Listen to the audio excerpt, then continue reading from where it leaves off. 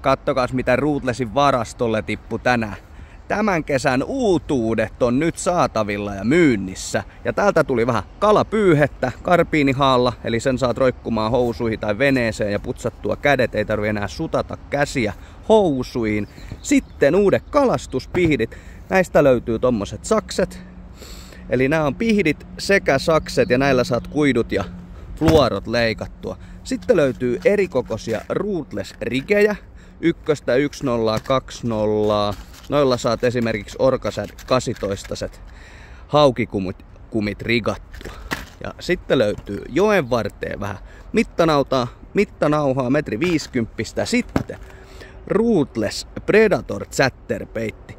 Eli tää on meidän chatterbaitistä nyt niin isompi versio kuhanien hauen kalastukseen. Siinä tulee tommonen hieno jikipyrstö mukana ja sitten tällä on painoa 25 grammaa ja tää on melkein 15 senttiä koko pituudelta.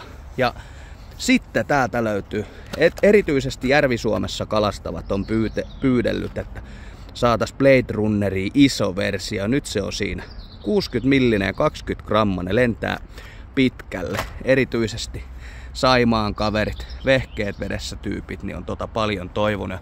Sitten trendikäppi, Ruthlessin 5 Panel lippis. Nää on nyt saatavilla.